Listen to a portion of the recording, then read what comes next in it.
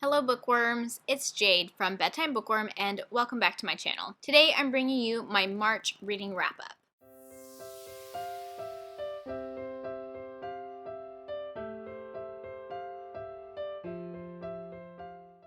I'm in a little bit of a different location today. I am actually on a little bit of a vacation, a little baby moon. The lighting isn't as great as I had hoped it would be. I was really excited to film with these trees in the background. They look a lot prettier in real life than in the picture. They're really green, and on camera they don't look that green, but also I always color correct whenever I'm editing anyway, so holy crap, there's a big wasp. So I might have to pause this video. Okay, wasp is gone, I think.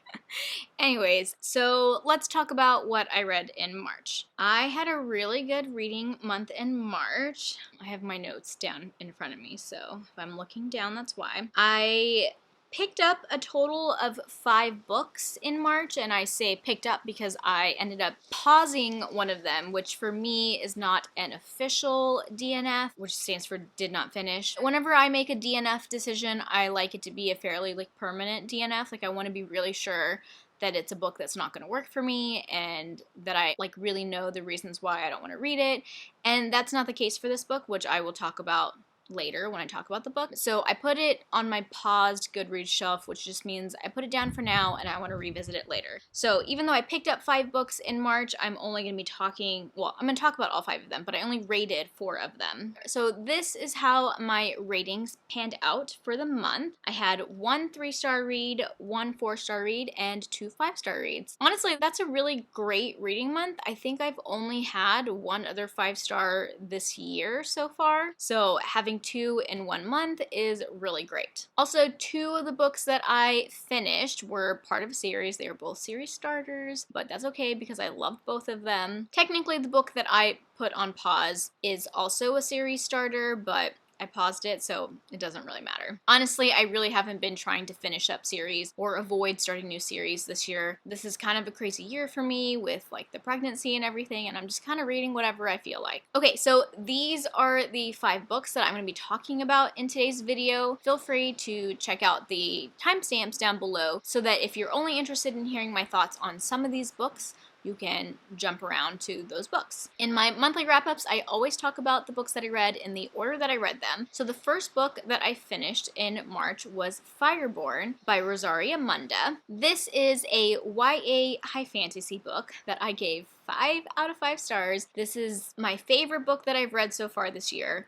Granted, I haven't read a ton of books this year, but I loved this book so much. Definitely a new favorite. I had this out from my library in a physical copy. It was hardcover, and that was the only copy that I had to read from. I've heard a lot about this book over the last year because my friend Elliot Brooks, it's one of her favorites. She loves it. She talks about it all the time. And the reason why I ended up reading this in March, because I'm usually really hesitant to read unfinished series just because I like binging series. But Elle's birthday is in March. And something that she does for her friends is when it's her friends' birthdays, she will read one of their favorite books in the month of their birthday. So I wanted to do that for her, and so I picked out Fireborne to read for her birthday. And I am so glad that I did because I love this book so much, and the sequel just came out in March, so I do kind of get to binge the first 2 books. I will have to wait for the 3rd one, but at least I get to read these 2 really close together. Okay, let me see if I can talk about this book. I've struggled to talk about this book. You know when you love a book so much that you just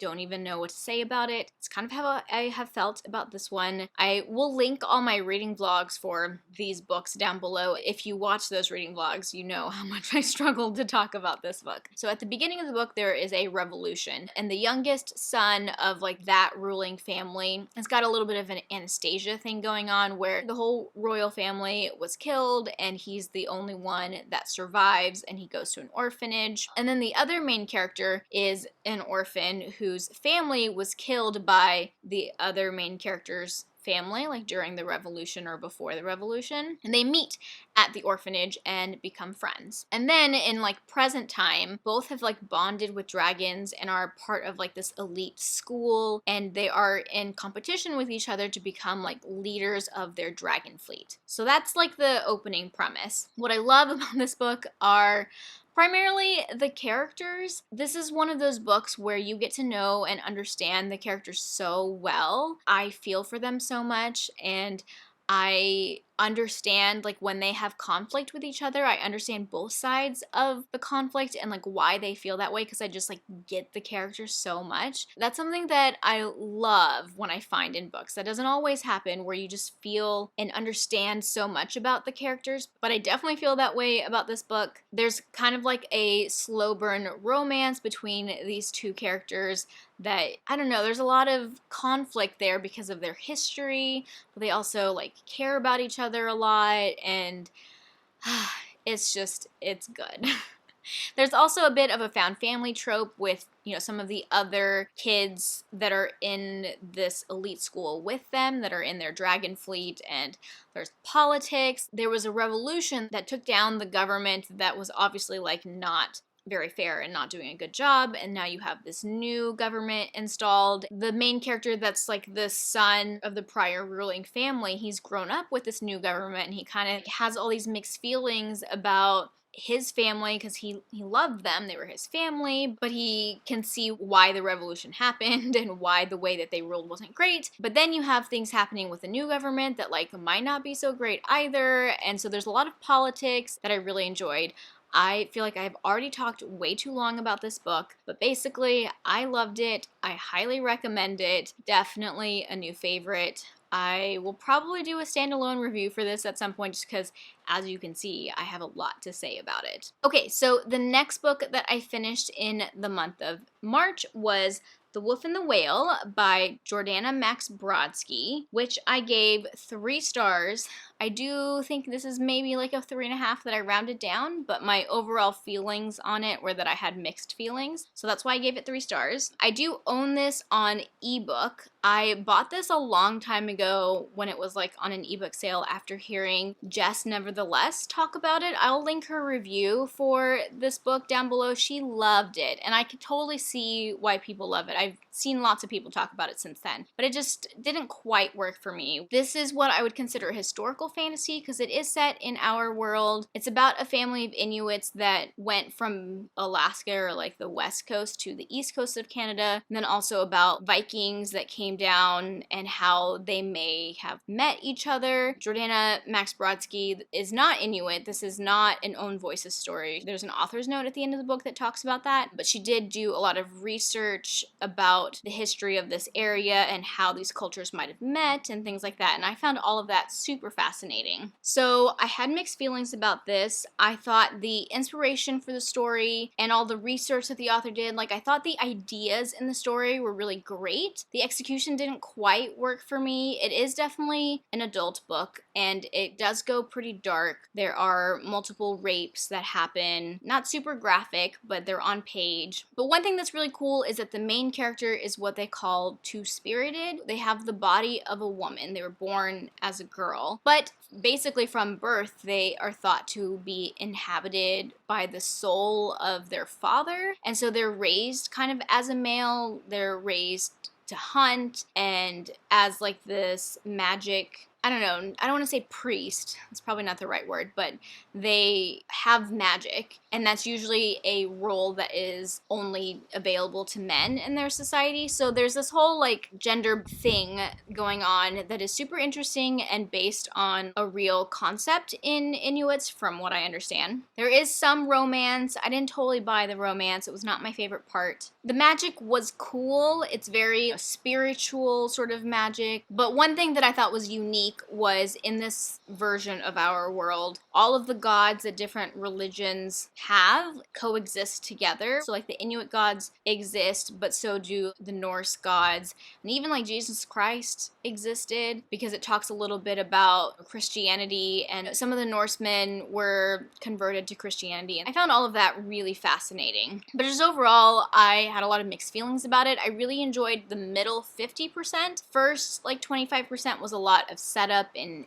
background on the main character, and then the last 25% I really didn't enjoy. This is weird to say, being that this is a fantasy book, but it got to be too fantastical for me, and it kind of lost me, and I just didn't really buy some of the magic stuff that was happening at the end. But I don't know, I had, like I said, mixed feelings about it. There were things about it that I enjoyed and things that I didn't. I can totally see why people really like this one. It just wasn't a great fit for me. I am still glad that I read it because I think it's fascinating, but I didn't totally love it. Okay, the next book that I finished in the month of March was Ship of Magic by Robin Hobb, which I gave 5 out of 5 stars. I loved it so much, which doesn't surprise me because I really enjoyed the Farseer trilogy when I read it, so I think I'm kind of a sucker for Robin Hobb books. I do own this on ebook, but the audiobook was available on Scribd, and I did primarily listen to it. A lot of times I read along with the audiobook, but sometimes I just listened to it. I will admit that I don't love the narrator. She's a little bit monotoned. I just didn't like the way she narrated the book very much. But at the same time,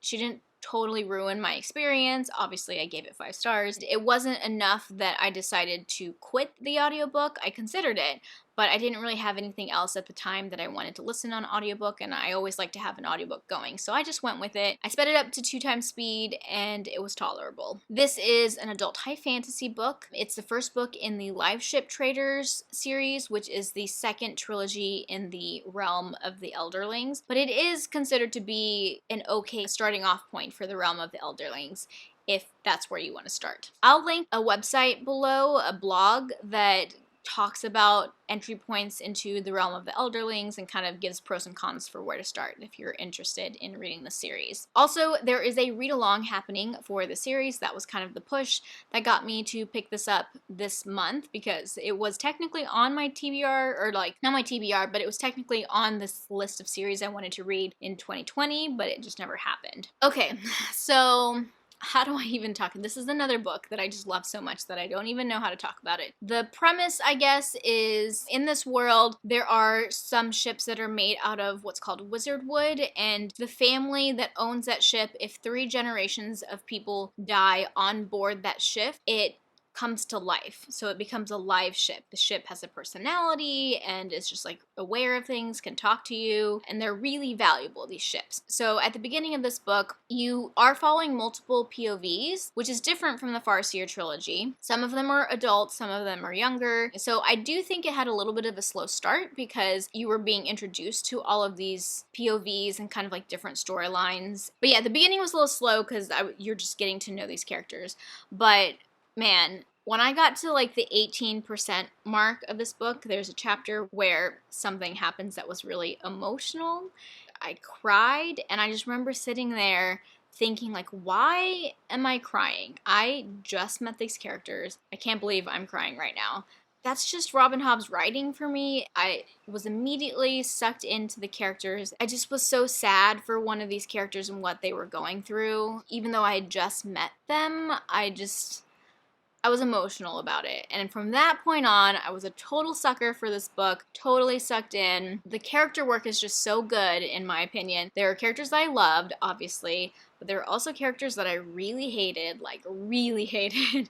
There were characters I was frustrated by. It's definitely a very character-focused book, just like the Farseer trilogy, but there's more characters, so it does feel like there's more going on. There was just so much about this book that I really enjoyed. There's a little bit of politics, a lot of mystery. I will say it is a bit of a setup book. It's the first book in a trilogy. You're going to have a lot of questions at the end of it that I feel like might not even be answered by the end of the trilogy. Like, I think some of them you need to read more of the realm of the Elderlings to get answers to, but obviously I don't know because this is the only one that I've read. But I thoroughly enjoyed my time reading this one. I cried more than once, and it was so good. I will say that the climax of the book wasn't as like climaxy as I would like, but I do think I kind of had a weird reading experience towards the end. Like, I think I should have finished reading it in one go, but I kind of split up the ending, and so that maybe might have affected my reading experience. But overall, I absolutely love this book, and I'm very excited to read the next one. There's a read-along happening. Like I said, I'm reading the next book, Mad Ship, in April, and then the last book is Ship of Destiny, and that one's being read in May, and I'm super excited to binge the series because I thoroughly enjoyed Ship of Magic. Okay, the next book that I picked up in March is the one that I ended up pausing, and that is The Bone Ships by R.J. Barker. Because I ended up pausing this book, which again means I'm not totally DNFing it, but I'm putting it down for now. Hopefully I will pick it up again one day. So this one doesn't have a rating. It's an adult fantasy book, adult high fantasy, and I own this one on ebook because I've heard really good things about it. It was on sale, and then I wanted to pick it up in March because my friends Elliot Brooks and Jessie May, they do this like monthly buddy read thing with like live shows and stuff, and this was their March book. So it's a book that I'd heard a lot about and was already kind of like on my nebulous TBR. They were gonna read it this month. I couldn't get it from the library, so I just bought the ebook. Now I'm kind of regretting buying the ebook because I didn't have a great experience. Obviously, I paused it. But the reason why I paused this book over DNFing it is that I only read the first 3 chapters, which is about 5%. Because this was my ebook, I was reading it late at night before going to sleep, and I don't know how much of that was affecting my experience reading the book. I just really struggled with the writing style in this book. I have heard some people describe it as pretentious. I will definitely say that it's convoluted. The 3 chapters that I read, the first chapter, I remember finishing it and being like, wow, that was a lot of internal monologue, and I really don't know what happened. The next 2 chapters I read, there were sentences that I kept rereading because I didn't understand what they were trying to say. Again, I don't know if it was because I was reading it so late at night, but it's definitely a book that I need to read when I have my thinking cap on and I'm like ready to really pay attention to what's being said. I've talked to a few people about this, and I have heard that some people, it took like 6-ish chapters to really get into it. Some people, it took like half a book, which it's a long book, to get into it. Based on those things that I was hearing and my experience with the writing style, like not totally meshing with me right now, I decided to put it on hold or pause it. I want to give it more than just 5% before I decide if I want to DNF it or not, but I was struggling with it, and there's so many other books that I want to read right now that I don't really want to put in the effort to figure out if this is a final DNF or not. Because of all of those reasons, I decided I'm just going to put it down. If you've read it, let me know what you thought of it down below. I have mostly heard really good things, so I was kind of surprised. I hadn't heard anything about the writing style being difficult until I kind of started looking into it. I definitely want to give it another shot, but I just don't think right now is the right time. So I'm going to come back to this one another time. And then the last book that I finished in the month of March was The Broken Girls by Simone St. James.